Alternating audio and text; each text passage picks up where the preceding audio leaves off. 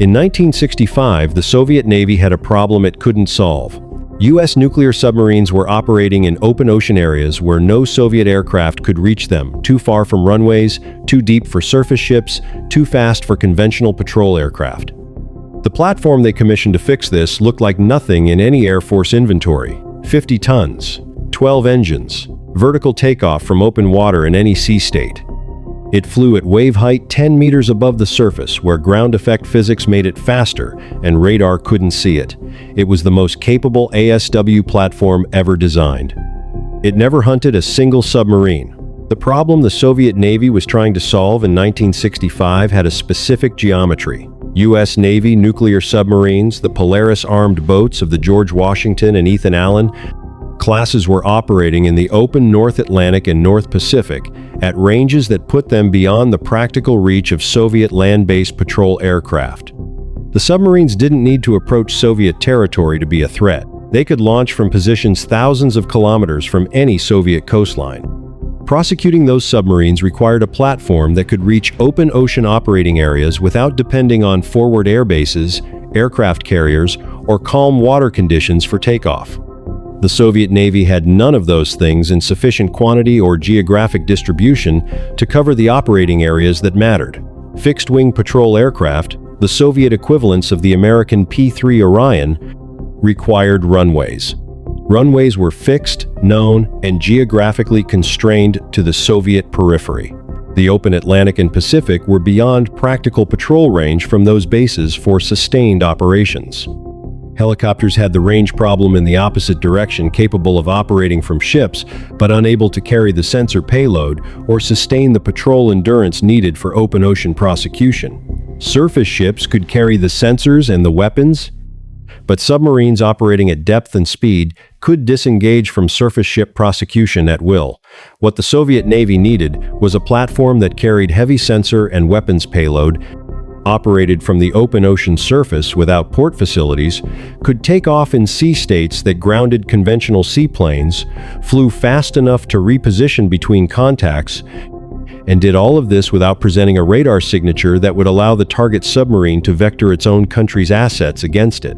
No existing platform came close to meeting all 5 requirements simultaneously. The requirement was passed to the aviation design bureaus as an open specification.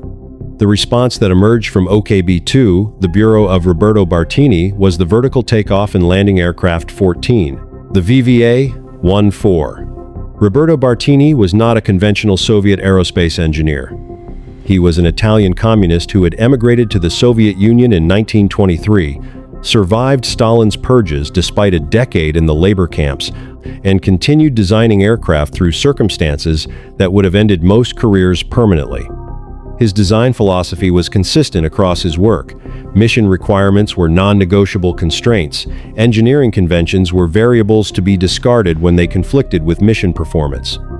The VVA-14 was the fullest expression of that philosophy. The airframe that emerged was visually unlike anything in operational service anywhere. A wide, flat central hull designed for water operations, with a high-mounted wing and twin tail booms extending rearward to a joined tailplane. The hull cross-section was shaped for hydrodynamic stability on the water surface and aerodynamic efficiency in ground effect flight simultaneously, a geometric compromise that satisfied neither requirement perfectly and both requirements adequately. On the nose and forward fuselage, 10 lift engines were mounted in paired nacelles, their exhausts directed downward. 2 larger cruise engines sat in nacelles at the wing roots for forward flight. The vertical takeoff requirement drove the engine count. A 50-ton aircraft lifting vertically requires thrust exceeding its own weight. The lift engines selected Rybinskar D3635PR units produced approximately 4,400 pounds of thrust each. 10 of them produced approximately 44,000 pounds of total vertical thrust against a maximum takeoff weight in the region of 52 tons, or roughly 115,000 pounds. The vertical lift margin was slim. The system had no redundancy to spare, but it met the requirement. The VVA-14 could lift from the water surface in sea states that prevented conventional seaplane operations, without a takeoff run, without a runway, without a carrier. The penalty was structural and permanent. Those 10 lift engines contributed nothing to forward flight. They were dead weight, their mass, their volume, their fuel consumption on startup, all carried through every cruise sortie without returning any propulsive benefit once the aircraft had transitioned to forward flight. In any conventional design evaluation, that penalty would have disqualified the configuration.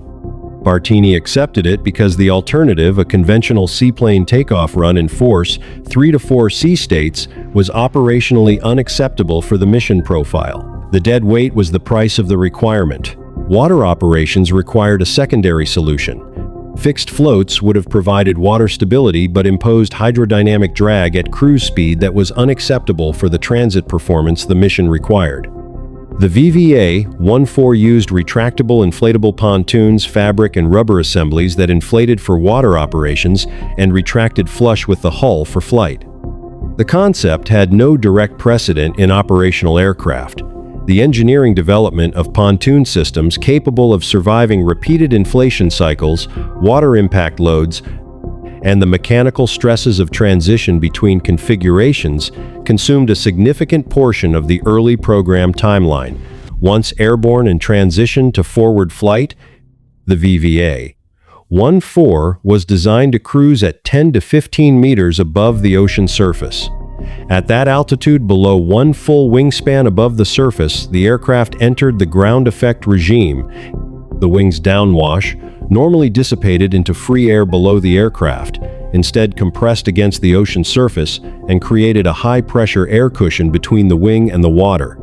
That cushion reduced induced drag, the drag component generated by lift production, by a measurable percentage at cruise conditions. The aircraft flew faster and more efficiently at 10 meters than it would have at 500. The fuel consumption advantage was meaningful for sustained patrol operations.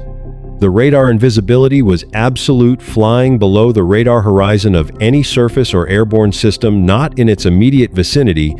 The VVA-14 was undetectable at cruise altitude by conventional search radar. The first flight occurred in September 1972. The test envelope opened carefully, as it does for any aircraft with no direct precedent. The vertical takeoff and landing system performed within design parameters. The water handling and pontoon inflation systems functioned through initial testing. The ground effect cruise profile achieved the predicted aerodynamic efficiency numbers. The vertical takeoff worked. The ground effect cruise profile worked. The airframe passed its structural tests. But the submarine detection system the entire program was built around was never installed in a single test flight. The VVA-14 was not designed to be an aircraft. It was designed to be a weapons platform that happened to fly. The mission sequence the Soviet Navy had specified required the aircraft to locate a submerged submarine, maintain contact through the prosecution phase, and deliver an ASW weapon torpedo or depth charge with sufficient accuracy to be effective against a submarine operating at depth and speed. Locating a submerged submarine from an airborne platform in open ocean requires acoustic sensors, either sonobuoys dropped into the water, a dipping sonar lowered from hover, or a towed array trailed through the water at low speed. The VVA-14 was designed around a fourth option, the PLSS, a towed sonar array deployed while the aircraft taxied slowly on the water surface, using the hull's hydrodynamic stability as the towing platform. The concept was operationally coherent. The aircraft would transit at speed and ground effect to the patrol area, land on the water, deploy the PLSS array while taxiing at low speed, prosecute any contact acoustically, then transition back to vertical takeoff for repositioning or weapons delivery.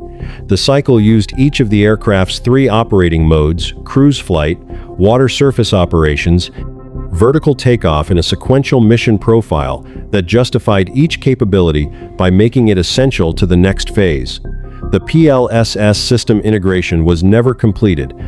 The waterproofing and vibration isolation requirements for acoustic sensors towed through open ocean water at the speeds the mission required generated engineering problems that the program's timeline and budget allocation couldn't resolve within the test schedule. The sensor work was deferred, and while it was deferred, the operational context around it was changing. U.S. Navy submarine quieting advances through the early 1970s were progressively degrading the effectiveness of the acoustic detection methods the PLSS relied upon.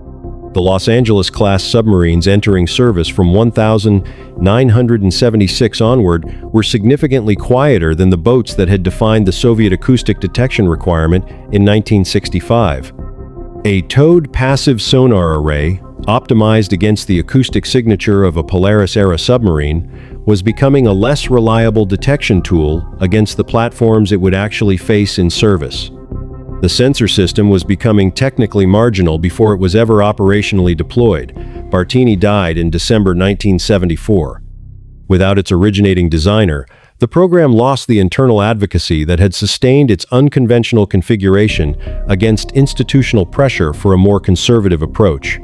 In 1975, the test aircraft was modified to an ecranoplan configuration. The lift engine nacelles were removed and replaced with a different nose section, converting the VVA-14 into a pure ground effect vehicle without vertical takeoff capability. The conversion was an attempt to salvage aerodynamic research value from a program whose original mission architecture was collapsing. The modified aircraft flew briefly in this configuration before the program was formally canceled in 1976. The program was canceled not because the aircraft failed its tests. It was canceled because the mission it was built for had already been made obsolete before a single operational sortie was flown.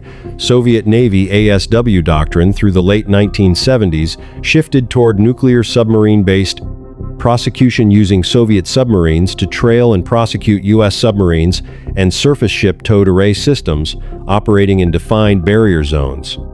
The open ocean independent ASW platform role that the VVA-14 had been designed to fill was absorbed into those alternative approaches.